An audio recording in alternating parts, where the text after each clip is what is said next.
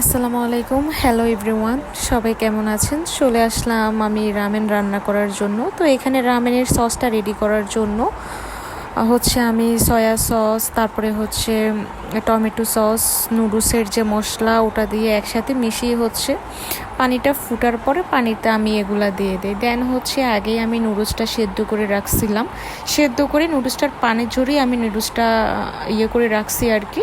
আমি নুডলস এরকমই করি, ডিরেক্ট নুডলসের পানিতে করি নাই। আপনাদের ইচ্ছে হলো আপনারা নুডলসের পানিতেও করতে পারেন। এরপরে আমি এখানে যে সব একসাথ করে একটু ফুটাতে দিয়েছি। আর এইদিকে একটা কড়াইয়ের মধ্যে বাটার দিলাম। বাটার দিয়ে আমি এখানে চিকেন ভাজবো। চিকেনটা জাস্ট লবণ আর গোলমরিচের গুঁড়া দিয়ে মেখে রেখেছিলাম। চিকেনটা ভাজা হওয়ার পরে এক পাশে রেখে আমি ডিম ভাজতে দিয়ে দিলাম। তো ডিমটা কেন জানি আমার কড়াইতে আটকে গিয়েছিল। যাই হোক, এখানে বাটিতে নুডলসের সাথে দেন আমি চিকেন আর ডিমগুলো রাখলাম। আর এখানে কড়াইতে একটু রসুন ভেজে নিলাম। এই রসুন ভাজিটা আমি মাস্ট দিই, কারণ এটার জন্য অনেক ভালো একটা স্মেল আসে। আর এটা আমার রামেনের একদমই ফাইনাল লুক।